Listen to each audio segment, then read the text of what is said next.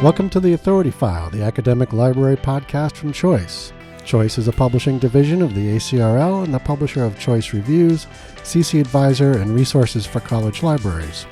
I'm Bill Mickey, the host of the podcast and the editorial director at Choice. If you're a regular listener, you'll recall that we recorded a series of episodes live from the 2019 ACRL conference back in April in Cleveland.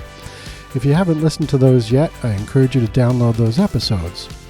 This episode is a continuation of that series, but one that was recorded following the conference. In it, I sit down with Fobazi Ettarh, one of ACRL's special invited speakers at the conference. Fobazi is an undergraduate success librarian at Rutgers University, Newark. A school librarian by training, she specializes in information literacy instruction, K-12 educational pedagogy, and co-curricular outreach. Her research interests include critical pedagogy, equity, diversity, and inclusion within librarianship, and the intersections of organizational structures, power, and labor. She coined and defined the concept of vocational awe, which was the central theme of her presentation at the ACRL conference, and what we'll be discussing in this episode. Fobazi's presentation was titled Becoming a Proud Bad Librarian, Dismantling Vocational Awe in Librarianship. And I spoke with her about that term, vocational awe, and how it impacts the profession. We discussed how librarians can empower themselves to be constructive critics of their profession and pursue an upward career trajectory without becoming overburdened with responsibilities that, while noble, are well beyond library services and often already being offered by other departments or providers within the institution. So here's me with Fobazi Ettarh, dissecting vocational awe in librarianship, a topic she presented on as an invited speaker at the 2019 ACRL conference in Cleveland. So your presentation as an invited speaker at ACRL's conference in Cleveland was excellent, and it's called Becoming a Proud Bad Librarian, Dismantling Vocational Awe in Librarianship. I'm wondering if you could start by just giving us a quick introduction to, or like a 30-second summary of that talk. Sure. So the bad librarian concept deals with the idea that being a good librarian or an effective librarian is in many ways damaging to the physical and mental health of the actual librarian as a person, in order to continue to uphold the library as a building. And so my talk introduced the concept of vocational awe, which is the idea that it's two parts, that libraries and librarianship are a good and sacred thing, and that therefore whatever libraries do, seeing that they are in quote unquote inherently good and inherently sacred, mean that they shouldn't be critiqued. Mm-hmm. And how this idea of vocational awe plays out not only on the micro level within specific libraries or even specific librarians' identities, but on the macro level of the sort of values that we have in librarianship, such as overwork, job creep, this conflation of identity with the physical building, and what we can do to start to dismantle vocational awe and in turn being a quote unquote bad librarian can in fact be a healthier aspect, not just for the individual librarians, but for librarianship as a whole.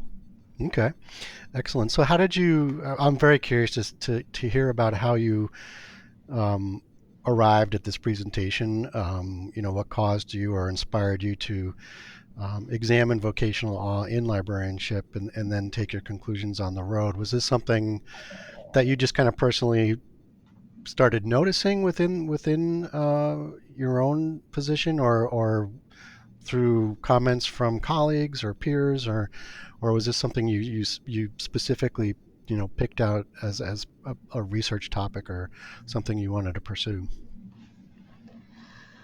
Um, so I think that I, in many ways, kind of stumbled upon Mm-hmm. the concept. So I think it's important to note that I'm a pastor's kid, or a PK for short. Right. Um, so I grew up in a church environment, and so I'm sort of very used to seeing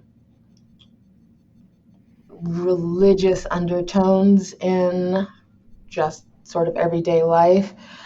And so when I was first starting off in libraries, I was on the school library track, so I was going into education, the K 12 environment.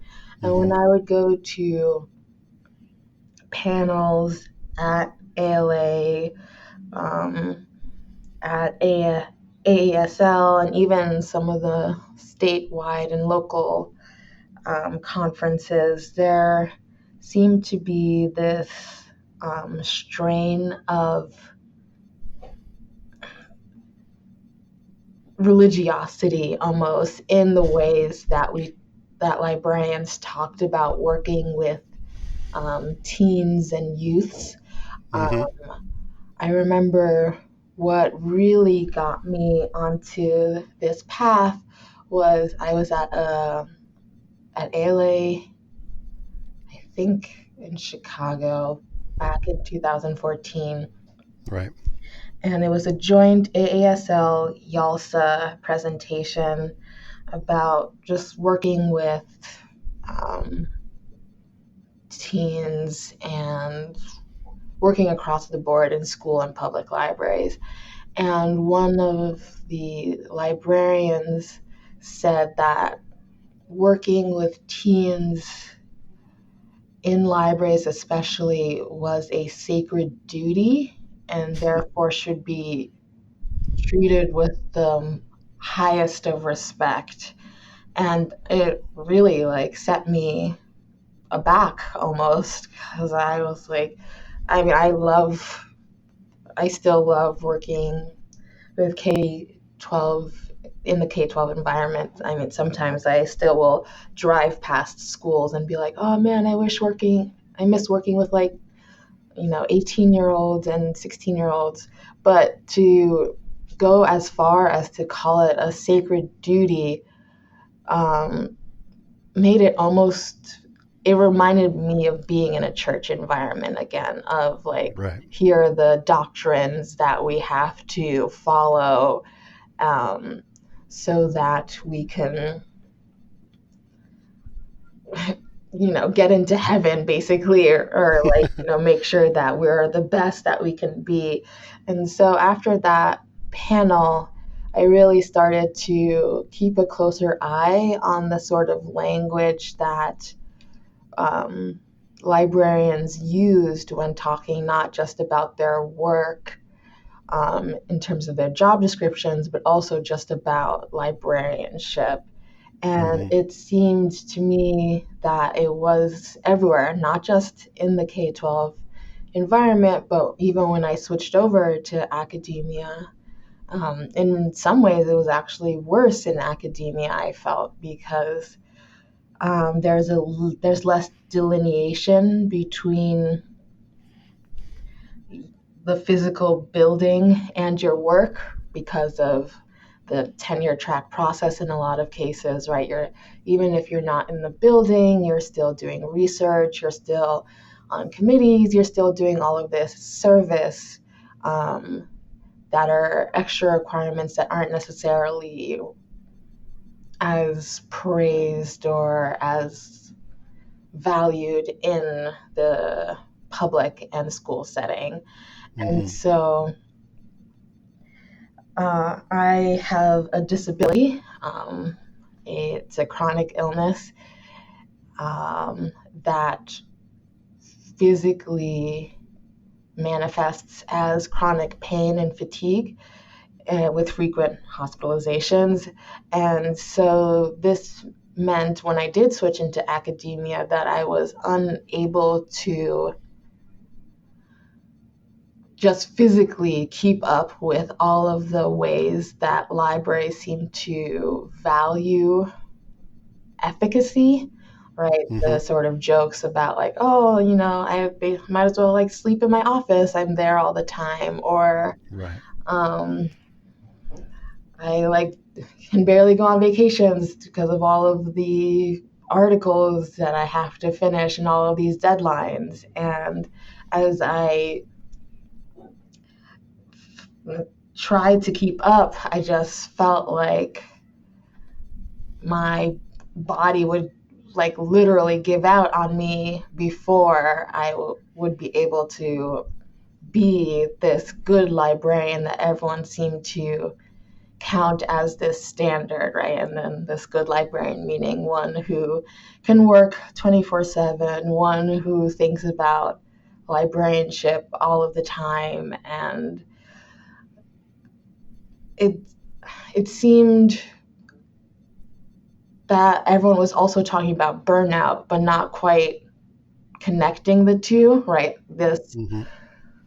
This narrative that in order to be a good librarian, you have to give every single part of yourself and every single aspect of yourself to librarianship and all that entails, um, but somehow prevent burnout. And so I was on a panel with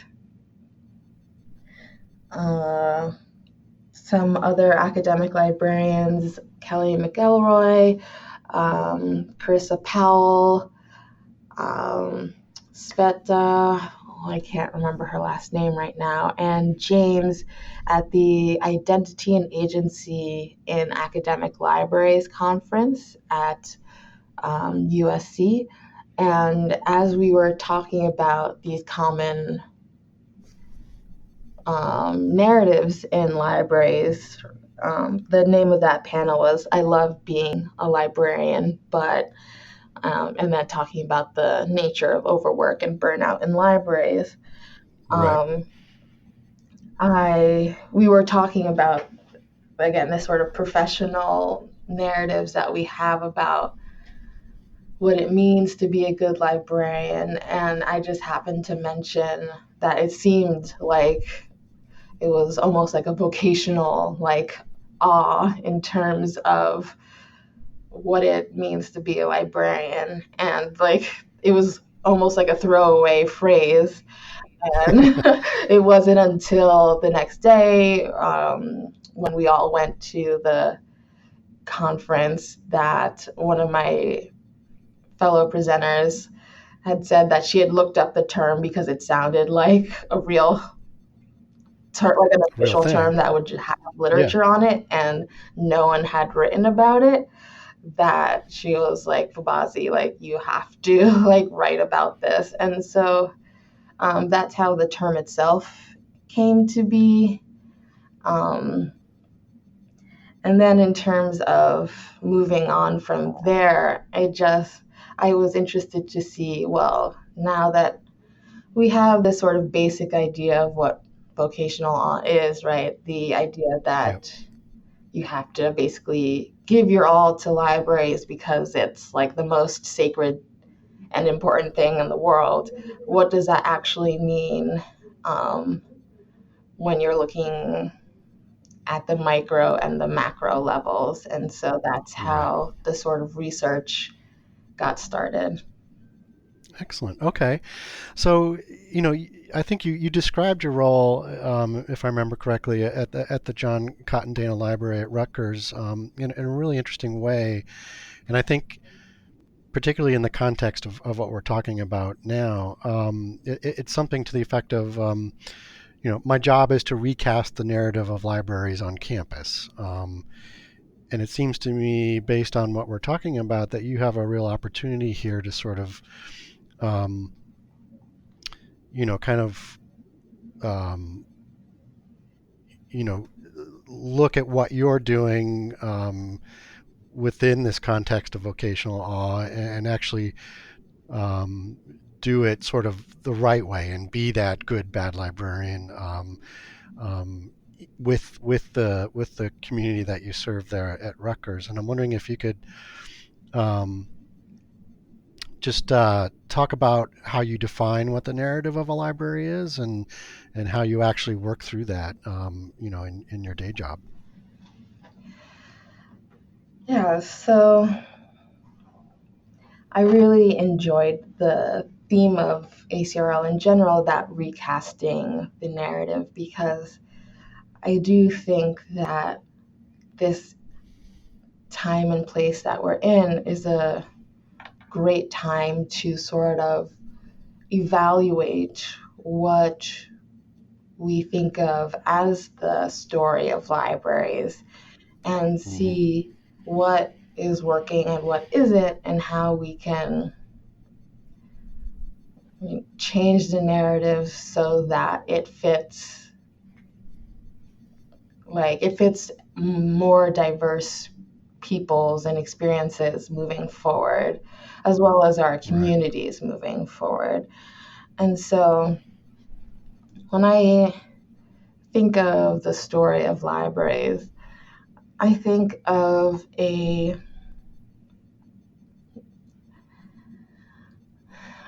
community of Mm-hmm.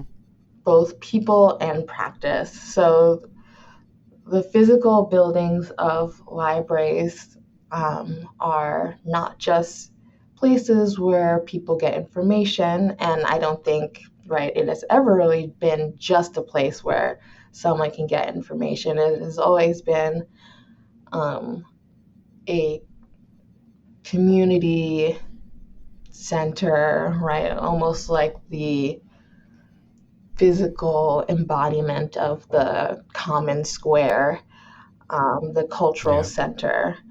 And so I think when I think of the library, it's definitely is that cultural center, that community oriented space, um, especially as more and more spaces are commodified.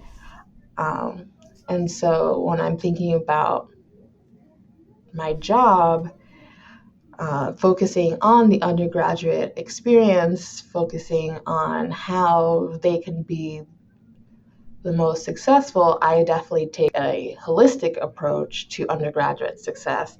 It's not Mm-hmm.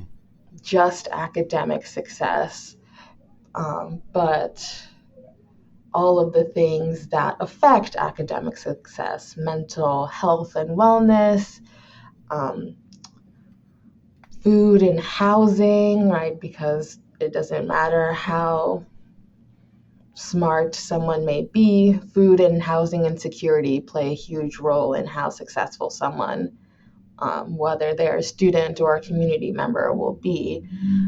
Same with mental health and wellness. And so, my job as the undergraduate success person in thinking about what the role the library plays on campus is to make sure that the students know of all of these resources on campus. So I help with the information literacy part and the reference and research part, but I also want to make sure that they understand the other campus and community resources that they have. And so at the Mm-hmm. surface, it seems similar to what someone who, let's say, embodies all of the aspect of vocational awe might say, right? It, you're going above and beyond to make sure that your students or your community members are helped in all of the ways that they need to, right? Because I'm not just talking about library services here, but I'm mentioning things like mental health, I'm mentioning things like food security. And so it's like, well, that isn't that what you're critiquing when you're talking about vocational awe, that sort of burnout because you're trying to do too much. But the key difference here between vocational awe and what I try and work through in my everyday job duties and my sort of long-term librarianship agenda is who is doing the labor. Um, Vocational awe would have everyone doing all of the labor all of the time.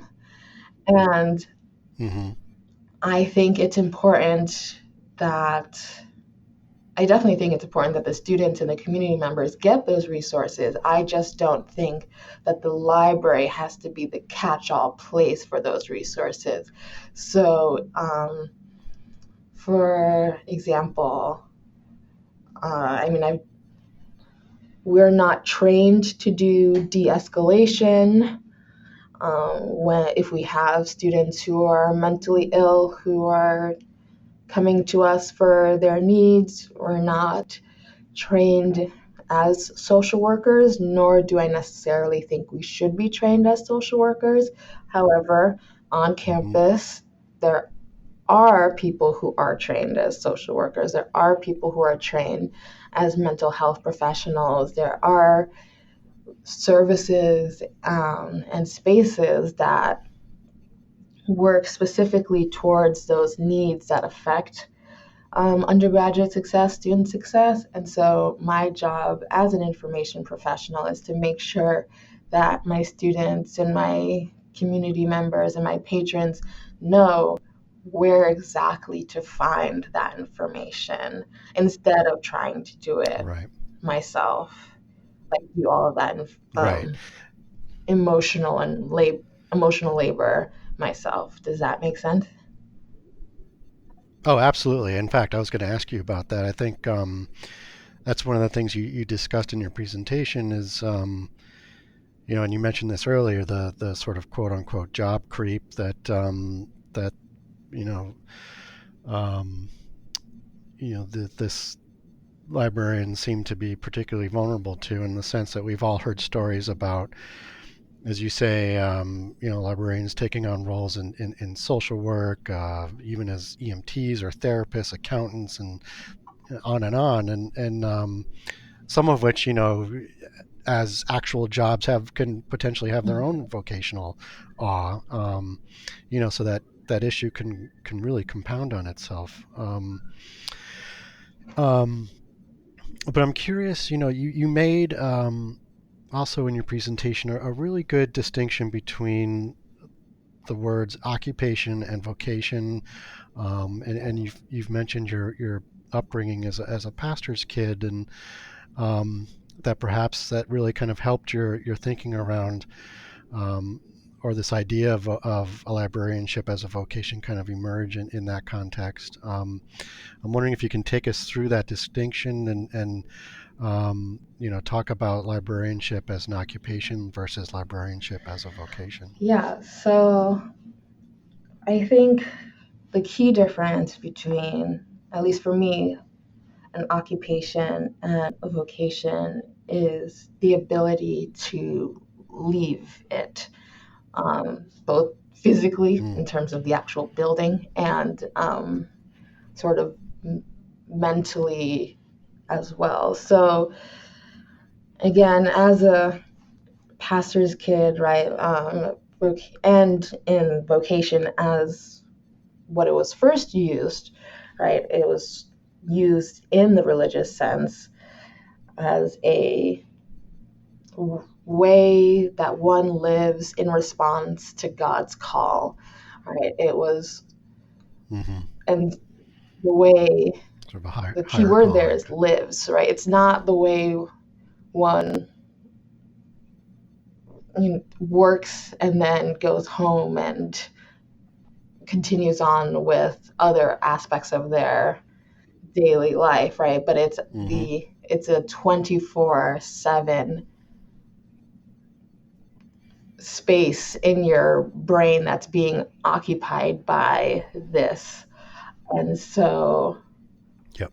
I always like to say, especially if you grow up in the church, you can leave the church, but the church never leaves you. And so, it's like, Right. even if you're not physically in church, you're still praying, you're still going to Bible studies, you're still, during the summer, there was vacation Bible school. Like, you're never actually not part of the church, right? You're never actually not part of the faith, right? Because the whole point is that you do it without ceasing. Um, and so, Mm-hmm. librarianship, in many ways, is is manifesting as a vocation in the religious sense, in that, one, there's that strong calling aspect, and two, that, again, right, you can leave the library, but the library doesn't leave you, and you're always thinking about it. You're always figuring out what's your next move, whether it's with research or service or whatever it might be. Um, and so, it if it becomes all consuming, there is no other space in your life to do things such as raise a family, or take care of your parents, have any sort of life Right. outside of the vocation. And so, I think thinking of librarianship not as a vocation, but as an occupation, one where, you really love what you're doing, but, when you leave the building, or when you're not on duty, you can actually enjoy other aspects of your life, is really important, because that is the Yeah. all-consuming nature of it, is what leads to burnout. Right. It allows you to Mhm. set boundaries and yeah. I'm wondering along that same line. I mean, what are some ways out of that kind of thinking? I mean, how can one shift into a role where you can become a good quote unquote bad librarian? What are some ways to sort of escape those sort of characteristics of vocational awe and not get trapped in that kind of um, sort of almost a bottomless kind of approach to your job. So, my answer depends on who I'm talking to for this. Mm-hmm. If I'm talking to management, right, as managers, as administrators, it is your job to help set the culture of the institution that you're in, and therefore to make it a healthy culture, um, because you have a lot more power to do so. And, the easiest way to do so, especially as a manager, is to lead by example. If you are sending and replying to emails at 2 in the morning, what does that tell, the librarians who are reporting to you, right? If it sets this Right. Right. precedent that, well, if I'm sending and replying to emails at 2 in the morning, why aren't you? Right. And so, as managers, as administrators, uh, setting the example to say, hey, I will reply from this time to this time. Um, uh, you know, because, we're not medical professionals. What we think of as an emergency is probably not actually like an emergency, that 4 or 5 hours of not replying won't, like, I mean, unless like your library is like flooding or something, but you know, like in most cases, it's not Right. It's a not life or true death. Yeah. emergency. Yeah. And so um, just Right. saying, just setting that example of saying, no, like this is my, while I'm at the library or while I'm doing library work, I am available to answer and help with anything needed. But while I'm on my off time, I will not respond to emails or calls or whatever it might be. Mm-hmm. That can really help with setting those boundaries for your institution, because it's a lot harder as an early career person to want, like, even if you want to set those boundaries, to do so if, you know, you've only been in librarianship a year or you're on the tenure track system and there's just a lot more to lose than someone who has a lot more Right. power. But for those who are on the tenure track system or who are staff, my answer is working as a collective. Again, it's a, as I said, right, if you're one early career person or you're one staff member, it's a lot harder to try and be the quote unquote odd duck who like refuses to answer emails on the weekends, right? Because then that's what leads to Yeah. people and the culture being like, oh, well, you know, Karen is also early career and she answers emails at, you know, 1 in the morning. Why can't you?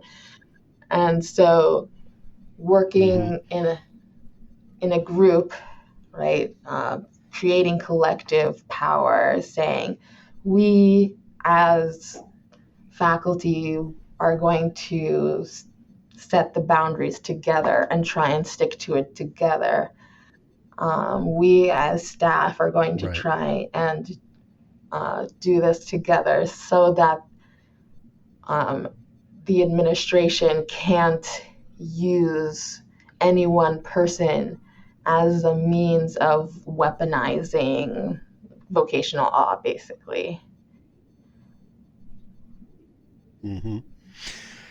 So then, we talked a little bit about job creep and that kind of thing. I'm wondering, a lot of times, especially as you say, with sort of the early career employees, it may be hard to make a distinction between what might be, a legitimate opportunity to advance your career by taking on a new responsibility versus something that simply, if you volunteer to do it, you're suddenly seen as a person who's willing to just continue to take on more responsibility without any kind of um, ultimate recognition or advancement for doing it. How does one, or do you have advice for those early career librarians who might be listening to what you're saying, but also are trying to figure out, well, how do I make a distinction between what's actually something that might help me down the road or versus something that's just going to make my life even busier without any kind of benefit to me in the end. Yeah, it's unfortunately it's not like there's no easy answer to that. I wish there Yeah. was, because so Right. much of it is dependent Yeah. on the culture of the library, whether or not you're unionized, what if you're in a right to work state, you know, things of that nature. But I will Mm-hmm. say, as someone who's still on the tenure track, um, that what I try and do is think about what my sort of long-term goals are. I'm not saying you necessarily need to have like a full-fleshed 5-year plan or, you know, something to that nature, but Right. mm, I feel like many people at least know sort of vaguely what they're hoping that their job will be, or what it can turn into, or what opportunities you hope to get in the future. And so just even having that written down somewhere so that you can always sort of look back on it and use that as the litmus test of, will this opportunity help me to get where I'm hoping to go? Is something that I advise and something that I do myself. I definitely, Mm-hmm. you know, especially like while you're still in grad school and those first 2 years, it can be really tempting to want to go to every single conference, every single event, because you want to network, you want to make sure you know Right. everyone, but that also can lead to burnout really quickly. And so, um, while there's definitely advantages and I would say value in going to conferences that are either really big, like ACRL, or really general, where you can sort of see many different things. It's also important to sort of curate what places you'll go to, right? So I'm my things are I'm very public services oriented. I just know myself. I would be, as I made a joke during my presentation, I know I would be a terrible cataloger, and Yeah. God bless all of those who can, but that's just not me. And so, if Yeah. it's a choice between um, conferences where the focus will be more technical services versus something that might have more public services oriented things, right? Making those choices to focus on things that will, one, help you within your actual job description and job duties, because that's the other thing, especially for early career people. It's like that job creep can happen also because you're just interested in a lot of things, and managers and administrators, Exactly. not Yeah. all obviously, but like just the culture of librarianship in general can sometimes take interest for, oh, well, if you're interested, then here's all of this work, right? And then that's how a job creep can also begin. And so, Mm-hmm. Yep. I mean, it sounds not great to say, but at the end of the day, those same administrators and your peers are going to be judging you and reviewing you for your tenure packet or your review or whatever it might be on what's actually on your job description, right? Whatever those essential duties might Mm-hmm. be. And so if you spend all this other time on like the service aspects and even sometimes the scholarship aspects, but they only count for at most 30% of what you're going to be reviewed on, then again, you're spending all of this extra time and labor on something that you're not going to be evaluated fairly on. And so, definitely as an early career person, I would Right. keep looking at my actual like job description and like whatever you signed, right, when you Description. accepted the Yeah. job, because that is really what they're going to go Right. back and look at when it comes for time to review you. Mm-hmm. That's an excellent point. I'm wondering if do you have plans to continue researching this topic? And are you continuing along this path, or in terms of looking at vocational law and librarianship, or do you have next steps planned for this, or is this something you've kind of moved on from at this point? No, I'm definitely still very interested in it. I'm actually working on a book chapter with Jenny Ferretti and Anastasia Chu about how neutrality and vocational awe intertwine and intersect to uphold white supremacy in libraries. This will be for the critical race theory in LIS book that's being published by MIT Press. I don't know when that will be coming out because it's still in the early stages, but it's definitely something that I'm still very much interested in.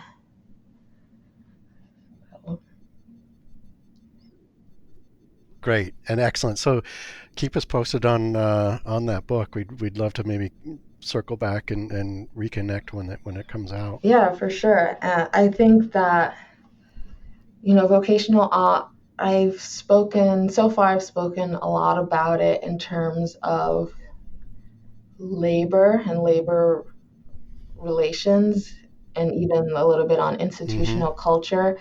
But I do think that there's more to unpack there, especially when it comes to the disconnect when we talk about espoused values versus the reality of what is upheld in libraries. So again, what I like to say, right, libraries, right, the problem with vocational awe, right, it's like we say that libraries are inherently good because they provide access to all, right, unless those people are undesirable in some way, whether it be the homeless, whether it be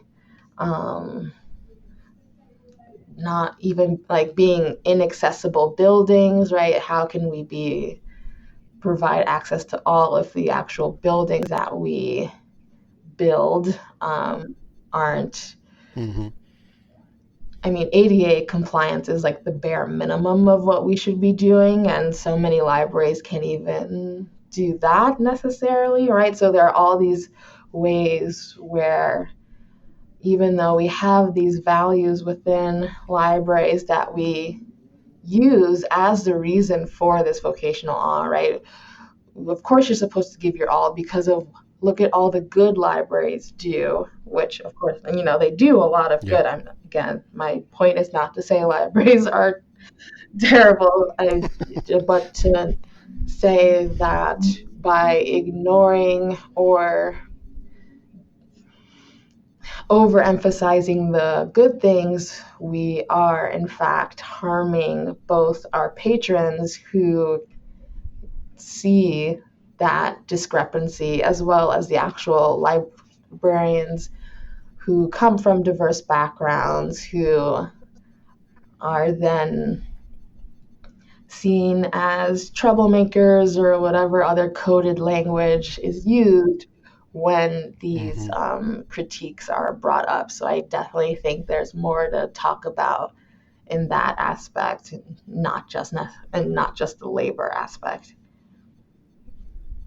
Yeah, no, that's great, and I think that's something we would definitely look forward to talking to you a lot more about.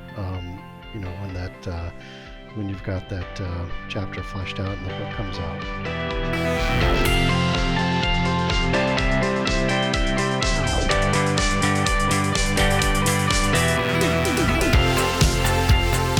You just heard from Fobazi Ettarh, who is the undergraduate success librarian at Rutgers University, Newark. This concludes another episode from our series of recordings that came out of the 2019 ACRL conference held in Cleveland, Ohio last April. You can find all of the episodes of The Authority File on your favorite podcast app or on our website, choice360.org. Just click on the Librarianship dropdown. On choice360.org, you'll also find information on Choice's entire product platform, including Choice Reviews, CC Advisor, Choice Webinars, resources for college libraries, our white papers, and a whole lot more. A great way to keep up with The Authority File is to join the Choice Authority File Facebook group, which you can access via the Choice Reviews Facebook page. As a member of the group, you can give us feedback, suggest podcast participants, chat with other listeners, and submit new topic ideas. Sponsorship and advertising for the Authority File podcast are handled by Choice's advertising manager, Pam Marino, and the production and editing are done by Choice's digital media specialist, Mark Turks. That's all for this week. Thanks for joining us.